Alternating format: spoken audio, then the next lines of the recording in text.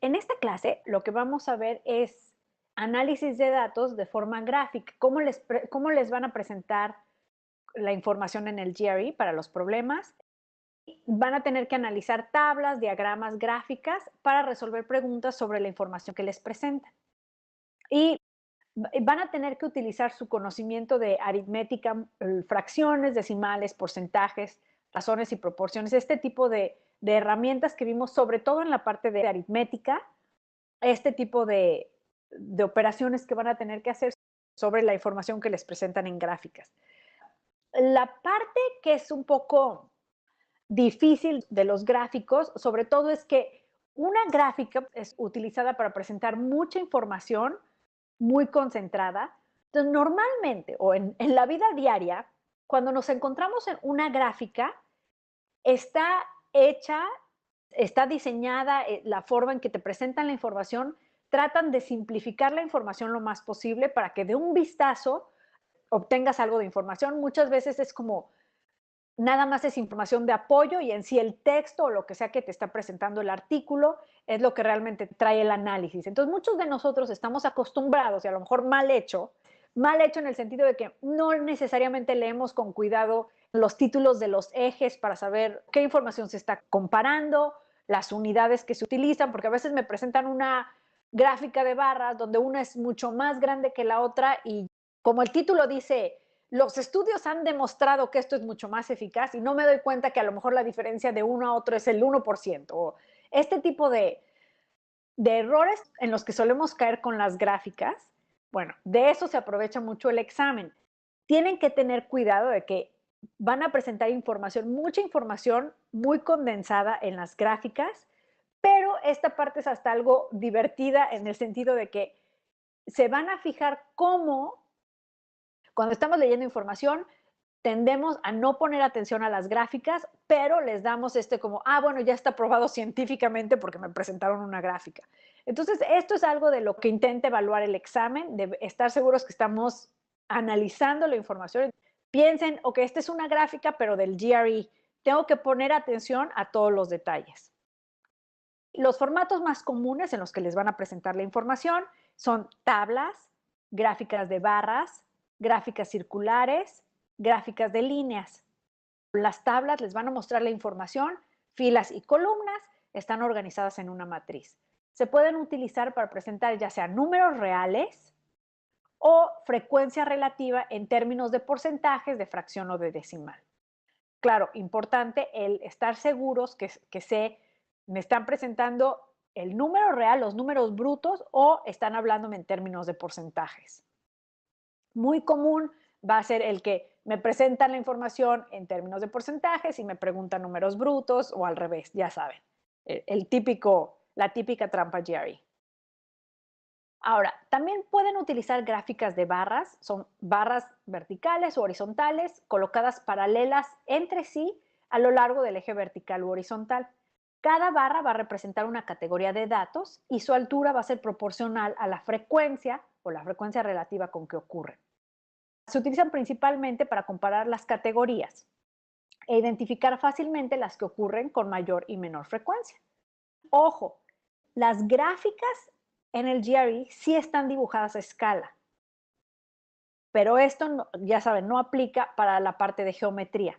Aquí sí pueden basarse en si la barra más alta contiene más información. Claro que, siendo el GRE, pueden esperarse o no se sorprendan que haya trampas en el sentido de que, ok, si hay más información ahí, si esa barra representa mayor cantidad, pero a lo mejor es en números brutos, no es en porcentajes, etcétera. Entonces, nada más tengan cuidado con eso, pero sepan que sí están dibujadas a escala, que si están seguros que empata lo que ustedes están viendo con lo que les están pidiendo, sí pueden basarse nada más en la lectura de la gráfica. Las barras también las pueden apilar una sobre otra para mostrar los subgrupos que constituye cada una de las categorías. Entonces, por ejemplo, en este ejemplo, no solamente les están presentando cuántos se inscribieron en cada una de las universidades, aparte, cada barra les dice cuántos alumnos fueron de tiempo completo y cuántos alumnos fueron de medio tiempo. O también se pueden dividir verticalmente una junto a otra para comparar grupos dentro de la misma categoría. Entonces, en este caso les están poniendo si es la misma universidad para el mismo periodo de tiempo, pero están, además de comparar entre universidades, están comparando las inscripciones de otoño y las inscripciones de primavera. Siempre fijarse qué historia me está contando la gráfica. Piénsenlo más como tienen que descifrar el cuento de la gráfica que solamente echarle un vistazo a la gráfica y cuál es la barra más alta o cuál es el punto más alto en la gráfica.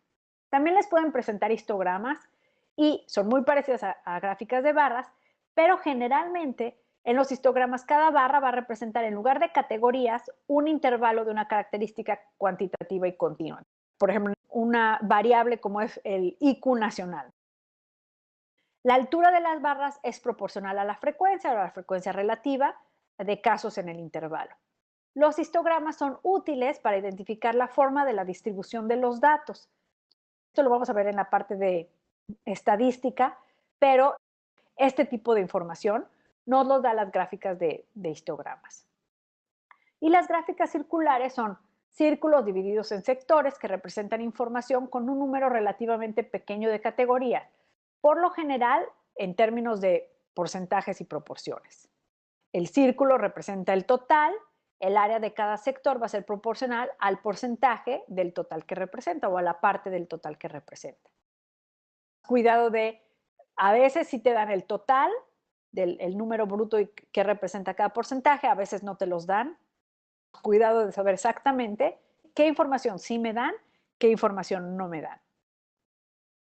Estas gráficas que vimos resultan de una sola variable, pero también pueden utilizar las gráficas para analizar cómo se relacionan dos variables diferentes de una misma muestra y con estas gráficas ver cuál es la relación entre estas muestras. Una de las gráficas que se utilizan para hacer esto son las gráficas de dispersión. No es otra cosa que un plano de coordenadas sobre cuyo eje, el horizontal, aparecen los valores de una de las variables y sobre el eje vertical los valores de la otra. Y en este tipo de gráficas, para cada individuo o cada observación, le van a asignar un par ordenado de números, uno por cada variable. En este ejemplo, están observando el índice de entrenamiento, que está en unidades de índice de entrenamiento, de cuánto entrena esa persona, y el tiempo en el que termina la carrera en horas. Las unidades del eje X, las unidades del eje Y. Cada punto representa un individuo o un ciclista y cuánto entrenó contra en cuánto tiempo terminó la carrera. Este par de números se representa con un punto en el plano de coordenadas. Cada punto te está dando estas observaciones de cada uno de los participantes. Las gráficas de dispersión hacen posible observar la tendencia de la relación entre las dos variables que estoy observando y también hacen evidente la magnitud de la tendencia y las desviaciones de dicha tendencia. Muchas veces se muestra una línea o una curva en la gráfica para mostrar la tendencia y hacer predicciones sobre la población. Lo que se observó son estos puntos. Esta línea que me están indicando aquí no es que se haya observado a nadie, nada más es me ayuda a hacer predicciones, me ayuda a hacer generalizaciones sobre las observaciones que hice, pero no significa que ahí necesariamente haya habido una observación, se haya observado algo. Las observaciones reales, lo que en verdad pasó, son los puntos de la gráfica. Lo otro nada más es una línea de tendencia. Este ejercicio que vamos a analizar está en el Math Review oficial. Vamos a hacerlo juntos para ver a qué me refiero cuando les digo que las gráficas que les dé el GRE tratan de meterle muchísima información y luego lo que esperan que ustedes puedan sacar de esas gráficas va mucho más allá de lo que normalmente esperarías de una gráfica que te encuentras en un contexto normal en las noticias, etc. Este problema, esta gráfica está relacionada a este problema, a este cuento. Un entrenador de ciclismo estudió a 50 ciclistas para examinar cómo el tiempo de finalización en una determinada carrera se relaciona con la cantidad de entrenamiento físico en los 3 meses previos a la carrera. Para medir la cantidad de entrenamiento, el entrenador desarrolló un índice de entrenamiento. dado en unidades y en base a la intensidad del entrenamiento de cada ciclista. Los datos y la tendencia de los datos están representados, que está representada por una línea, se muestran en el siguiente diagrama de dispersión. Este es el cuento y esta es la gráfica. Cada observación es un ciclista y me están dando cuánto entrenó, en cuánto tiempo terminó la carrera. Hay que leer con mucho cuidado los títulos, hay que fijarse en qué unidades me están dando los números y desde que ves la gráfica y la estás analizando, empieza a pensar, ok, ¿por dónde podría ir la trampa? Porque acuérdense, todo ejercicio en el GRE tiene una trampa. Ahora, ¿qué nos dice esta gráfica? Lo primero que voy a ver es la línea de la tendencia. La línea de tendencia tiene una pendiente negativa, es decir, va hacia abajo. Esto significa que el tiempo disminuye a medida que el índice de entrenamiento aumenta. Entonces, esto es muy intuitivo. Entre más entrenen, en menos tiempo van a terminar la carrera.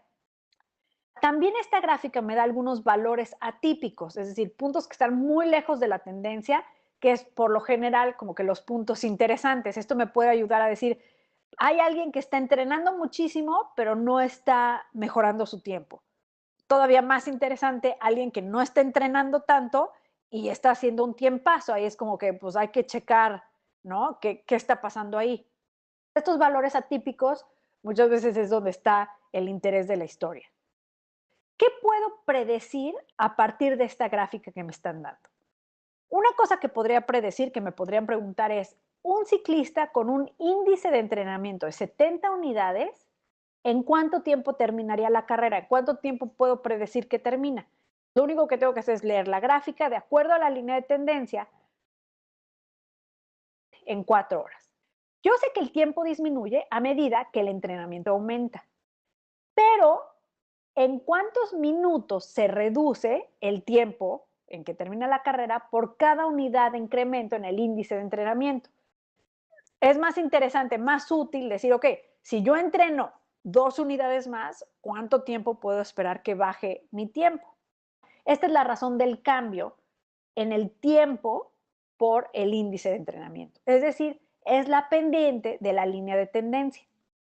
La pendiente no es otra cosa que tener a partir de 2 puntos, en este caso puedo utilizar cualesquiera 2 puntos de la línea, voy a utilizar los puntos en donde cruza. Aquí uno es el 0, más o menos 5.8 y el otro es el punto 100,3.2. Pero podrían tomar cualquier número o cualquier observación sobre la línea.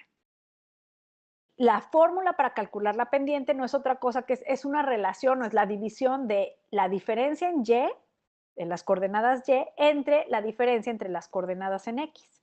Entonces voy a asignar a un punto x1, y1, al otro punto x2, y2, saco sus diferencias en cada uno de los ejes, divido y la pendiente, esta razón de cambio, va a ser de menos 0.026 horas por índice de entrenamiento. ¿Cuál es la interpretación? Que puedo esperar que el tiempo en el que un ciclista termina la carrera disminuya en 0.026 horas por cada unidad de entrenamiento que aumente. Si la tasa es de menos 0.026 horas por unidad de entrenamiento, ¿cuánto puedo estimar que cambiaría el tiempo de un atleta que incrementa su entrenamiento en 10 unidades? Multiplicaría la tasa, que es por una unidad, lo multiplico por 10 y eso, acuérdense que lo tengo en horas, lo voy a convertir a minutos. Eso ya nada más va a depender de en qué formato me dan las respuestas. Si lo multiplico por 60, ya lo tengo en minutos y sería 16 minutos. En base a la línea de tendencia, yo puedo predecir que un ciclista puede reducir el tiempo en el que termina la competencia en 16 minutos por cada 10 unidades de entrenamiento que aumenta. También pueden haber gráfico de tiempo, es muy parecido al que acabamos de ver, solo que uno de los ejes va a corresponder al tiempo. En general pueden esperar que la variable horizontal va a ser el tiempo. Si se usan 2 escalas, y aquí es parte de donde podrían encontrarse una trampa, pueden encontrar 2 escalas diferentes. Eso se las van a indicar claramente en el eje en donde estén. Entonces, por eso es importante leer los títulos para saber en qué escala y de qué me están hablando, qué es exactamente lo que están midiendo. Observaciones consecutivas se conectan por un segmento de línea para enfatizar el crecimiento o decrecimiento de la variable en el tiempo. Esto solo significa que donde está la línea recta, las observaciones son los puntos. Eso fue lo que pasó en la vida real. La línea nada más son para enfatizar que aumenta o disminuye y el cambio en el tiempo que está sucediendo. Al analizar gráficas en el GRE, imagina que es un examen de libro abierto. No intenten recordar todos los datos que incluye la gráfica. Lo más importante es entender qué información te presentan, qué te preguntan y en dónde buscar la información. Muy similar a los pasajes de Reading Comprehension. 2, lean con cuidado todas las etiquetas antes de leer las preguntas para que no se vayan a influenciar, sobre todo que muchas veces la pregunta va a utilizar otros números, otras unidades. Para que no se dejen influenciar antes de leer preguntas, lean las etiquetas, entiendan la historia que les está contando la gráfica. Los títulos, las etiquetas, títulos de las columnas, incluso notas al pie de la gráfica, es importante que las lean. Y mucho cuidado con las unidades. No confundan números brutos con porcentajes.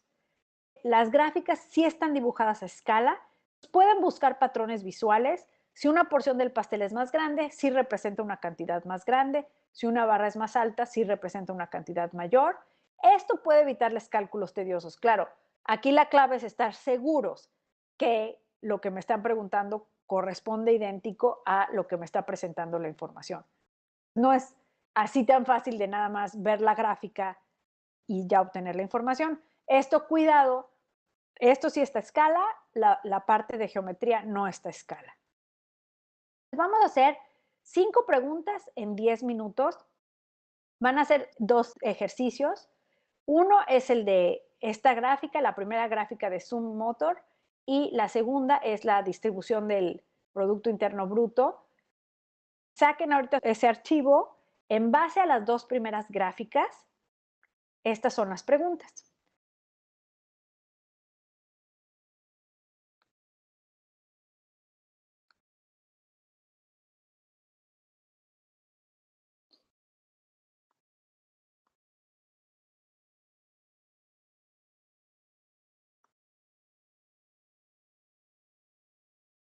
La respuesta correcta, en el primer ejercicio, la primera pregunta, la respuesta correcta es de 2 a 7, de 1 a 3.5, de 10 a 35 es también correcto.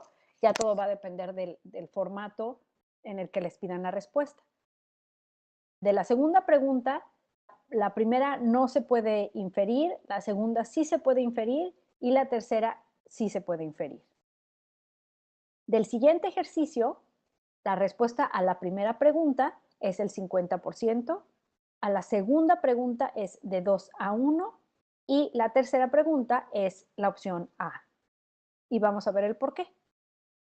Estamos viendo esta gráfica. Vamos primero a entender el cuento. ¿Qué nos están queriendo decir? Me están presentando el ingreso por ventas del año 2016 de esta compañía. Me están diciendo cómo se distribuyen, me los están dando en porcentajes en la gráfica, pero sí me dicen que el total fue de 101 billones. Hay una parte de la gráfica, una rebanada, en donde habla de partes, 19%, y esas partes las subdividen en más categorías. Veo en qué están las unidades, porcentajes de dinero, dónde podría estar la trampa de partes, porque el 100% del círculo de las partes es el 100% del 19% de las ventas generales. La primera pregunta es, ¿cuál es la razón entre los ingresos por la venta de componentes eléctricos a la de partes exteriores? La segunda gráfica me muestra cómo se compone el porcentaje de los ingresos por venta de partes. Puedo usar directamente los porcentajes, no tengo que calcular cifras exactas. En términos de porcentajes, el ingreso por la venta de componentes eléctricos sería del 10%. El ingreso por la venta de partes exteriores es 35%. De eléctrico exterior, 10 sobre 35, o 2 sobre 7, o 1 a 3.5. La razón sigue siendo la misma, todo depende del formato. La siguiente pregunta, las declaraciones las tengo que evaluar para decir, a partir de la información que tengo en las gráficas, cuáles sí puedo inferir. Y acuérdense que inferir significa concluir o deducir que algo es cierto. En el GRE solo puedes inferir algo si sabes con certeza que es verdad. La declaración 1 me dice que la compañía vendió cerca de la mitad del número de camiones que de camionetas y SUVs juntas. Sin embargo, esta declaración se refiere al número de vehículos vendidos. La información que me dan en las gráficas es porcentajes sobre 101 billones. Para encontrar el número de vehículos vendidos de cualquier tipo, necesitaríamos el precio por unidad. Esta información no se las están dando, por lo que no puedo evaluar esta declaración, no sé si es verdadera o no, por lo tanto, no puedo inferir esta declaración. La siguiente declaración es que a lo sumo, el 15% de los ingresos por la venta de piezas procedieron de la venta de partes interiores. La declaración se refiere a Interior Body Parts. Esta no es una categoría que esté listada explícitamente en la segunda gráfica. Eso significa que Interior Body Parts tiene que estar bajo la categoría de Other. El porcentaje de Other es 15%. Si la categoría Other estuviera compuesta solamente de Interior Body Parts sí podría constituir, o sea, el máximo es 15%. Esta declaración sí se puede inferir a partir de la información proporcionada en las gráficas. No estoy diciendo que sí se puede inferir porque tengo la certeza de que el 15% sean Interior Body Parts, sino porque tengo la certeza que at the most el 15% podría ser Interior Body Parts. Aquí la diferencia no es en la definición de inferir, la diferencia es las palabras que utiliza la declaración en sí, porque la declaración dice at the most el 15%. No me está declarando que el 15% de las ventas, me está diciendo máximo sería 15%, no puede ser 16%. Pues sí, es cierto, no, lo máximo que podría ser es 15%. El examen es súper quisquilloso con el lenguaje. Cada palabra, cada coma, todo está puesto de cierta forma por algo. La siguiente declaración dice, los ingresos combinados por la venta de Powertrain Parts y Vans superó sus ingresos por la venta de trucks y SUVs. Para saber si la declaración 3 se puede inferir de la información que me dan en las gráficas, tengo que comparar estos porcentajes. Trucks más SUVs es el 17% más el 11%, entonces el 28% de los 101 billones. Vans más Powertrain Parts es el 22% más el 40% del 19%. Entonces el 22% más el 7.6%, que es el 29.6% de 101 billones. Esto sí es mayor que trucks y SUVs, por lo tanto esta declaración sí se puede inferir. Si la declaración hubiera sido al revés, si la declaración dijera que los ingresos combinados por la venta de trucks y SUVs superó los ingresos por la venta de Powertrain Parts y Vans, esta declaración no se puede inferir a partir de la gráfica, de la información de la gráfica, porque es falsa. Y esto lo hago notar porque hay quienes tomamos el sentido de la palabra inferir como si fuera puedo determinar si es verdadero o falso. Eso es equivocado. El sentido, la definición de inferir en inglés y para el examen es si puedo determinar que es verdadero. Solamente las declaraciones, la 2 y la 3, se pueden inferir a partir de la información proporcionada en las gráficas. La mayoría de los ejercicios de gráficas, la dificultad va a ser que te presentan mucha información condensada. No es como en la vida real donde una gráfica está tratando de facilitarte el entender la información que se presenta. Aquí parece que al revés, la gráfica está tratando de confundir la información que te está presentando. El siguiente ejercicio es sobre esta gráfica de la distribución del GDP y la historia que me están contando es, me están dando la distribución del GDP y me están presentando en un eje el tiempo, las fechas, en el eje horizontal. Y luego aquí, ojo, tengo dos ejes. Cada uno de los ejes verticales, uno representa el sector manufactura, el izquierdo, y el otro representa el sector servicios. Y fíjense cómo no están empatados. Uno usa una escala y el otro usa otra escala. Ya pueden ver por dónde va la trampa. La primera pregunta me dice que en 1995 el 25% del GDP vino de la manufactura de automóviles. ¿Qué porcentaje de la contribución al GDP del sector manufacturero vino de la manufactura de automóviles? En 1995 el GDP total fue de 60 billones. Lo que estoy haciendo es 1995 y nada más viendo contra cada escala. Manufactura, la producción fue de 30 billones, servicios 30 billones. Entonces el total fue 60 billones. 25% de eso fue por la manufactura de automóviles. Entonces, 25 de 60 son 15 billones. Si el GDP por manufactura total es el 100%, el GDP por manufactura de automóviles, ¿qué porcentaje representa? Y este representa el 50%. Una de las trampas es que no me dan explícitamente el total. Yo tengo que calcular ese total de GDP sumando la producción de manufactura, la producción de servicios, y no solo eso, esa cantidad la estoy leyendo en diferentes escalas.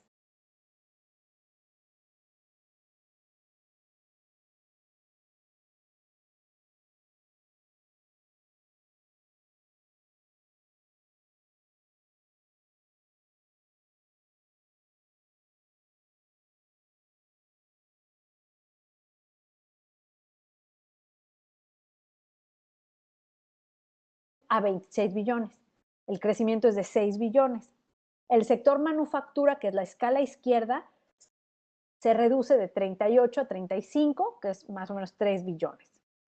La razón de crecimiento en el sector de servicios a la disminución en el sector manufacturero fue de 6 a 3 o de 2 a 1. La siguiente pregunta, me están preguntando cuál de los siguientes periodos de 5 años registró el mayor incremento porcentual de la contribución del sector servicios al Producto Interno Bruto. Sí, la gráfica está dibujada a escala, pero no solo pueden fijarse en la inclinación de la pendiente de un año a otro. Para esta pregunta hay que calcular el porcentaje de incremento a partir de las cifras reales. De 1980 a 85 se fue de 10 a 20 billones. De 85 a 90, de 20 a 26. Del 2000 al 2005, 34 a 46. Después de 46 a 55. Y luego de 55 a 70. De 80 a 85, el sector servicios creció de 10 a 20 billones. El incremento fue del 100%. En números brutos, sí, el incremento fue mayor en el periodo del inciso E. Sin embargo, en términos de porcentajes, el incremento fue mayor del 80 al 85. Por eso la respuesta correcta es la opción A. Vamos a hacer otro ejercicio. Es esta gráfica, la del petróleo. Y estas son las preguntas.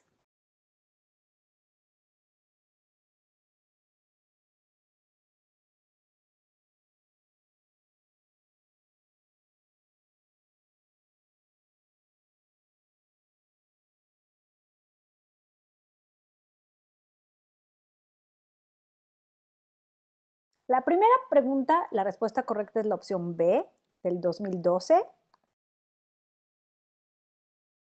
La segunda pregunta, la respuesta correcta es B.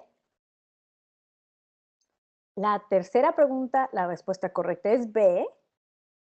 Y la cuarta pregunta, la respuesta correcta es nada más la opción 1, la primera declaración. Me están dando la producción de petróleo de la República de Tangamandapio en millones de barriles. Cada una de las barras representa la producción de un año determinado y esa barra además está distribuida en el petróleo que se exportó, el petróleo que se consumió de manera interna. Y aparte me dan el desglose del petróleo que se exportó en el 2014 a dónde se exportó. ¿En qué año fueron las exportaciones de petróleo las más altas? Entonces, en la gráfica de barras, las exportaciones de petróleo están representadas por la parte de color gris claro de cada barra. puedo ver que la respuesta está entre 2012 y 2014. No necesito hacer operaciones, la gráfica está a escala, incluye la información que me piden. Entonces, en 2014, la parte gris claro abarca exactamente 40 millones de barriles, 2012 abarca un poco más de 40 millones de barriles. 2012, la respuesta correcta. La siguiente pregunta me dice que en el 2014, ¿cuál fue la exportación aproximada de petróleo a Estados Unidos como porcentaje de las exportaciones combinadas a India y a China? O sea, el petróleo exportado a India y a China sería el 100%, el petróleo exportado a Estados Unidos es X%. Hago mi proporción, el petróleo exportado a Estados Unidos por 100 entre el exportado a India y a China, y no necesito calcular las cantidades reales de petróleo, puedo hacerlo directamente con los valores porcentuales, porque está todo en porcentajes. 35% entre 23 más 25%, eso por 100. Para hacerme más fácil los cálculos, ese 35 sobre 48, 36 sobre 48, que sería 3/4, y eso es lo mismo que 75%. La siguiente es, ¿en qué año se experimentó el mayor incremento porcentual en el consumo interno de petróleo respecto al año anterior? En el 2012, el aumento del consumo interno de petróleo fue aproximadamente de 5 millones de barriles sobre el consumo del año anterior de 15 millones de barriles. Es decir, un 33.3%. En el 2013, el incremento fue de 10 millones de barriles sobre el consumo del año anterior de 20 millones de barriles, que fue un aumento del 50%. No hubo incremento en el 2014, el incremento en 2015 y 2016 no se acercó al 50%. La respuesta correcta es la opción B. Aquí me están diciendo que en el 2016 y 2017, entonces ya me incluyen hacer como proyecciones. El 2017 no está en las gráficas, pero me están diciendo que experimentó el mismo porcentaje de caída en la producción de petróleo con respecto al año anterior. Además, en 2016 y 2017, el consumo nacional de petróleo se incrementó en la misma cantidad respecto al año anterior. ¿Cuál de las siguientes estipulaciones tiene que ser verdad? Voy a ir analizando declaración por declaración. De 2015 a 2016, el consumo nacional de petróleo se incrementó en 5 millones de barriles. El porcentaje en el que se redujo la producción de petróleo fue de, hago la proporción, aproximadamente del 16%. En 2017, la demanda interna de petróleo debe haber sido de 45 millones de barriles. La producción de petróleo debe haber sido de alrededor del 16% menos de 50 millones de barriles, o más directo el 84% de 50, que sería 42 millones de barriles. La demanda interna fue mayor que la producción. Esta declaración es verdadera. La siguiente declaración me dice que en 2017 la demanda interna de petróleo superó los 45 millones de barriles. Para la pregunta anterior ya calculé la demanda interna de petróleo en el 2017, que tiene que haber sido alrededor de 45 millones de barriles. No más, no la excedió, esta declaración es falsa. La tercera declaración es que en 2017 se experimentó una caída de 60% en las exportaciones de petróleo. Yo sé que en 2017 la producción de petróleo fue de 42 millones de barriles y que la demanda interna fue de 45 millones de barriles. No tenían ni suficiente para la demanda interna, pero en sí no tengo información para saber qué pasó con las exportaciones, por lo tanto no puedo verificar la declaración. Solamente la primera declaración es verdadera. Muy bien, pues eso es todo por esta clase. Que tengan un muy buen fin de semana y nos vemos la siguiente clase, el siguiente sábado. Muchas gracias. Cualquier duda, ya saben, me pueden contactar en cualquier momento.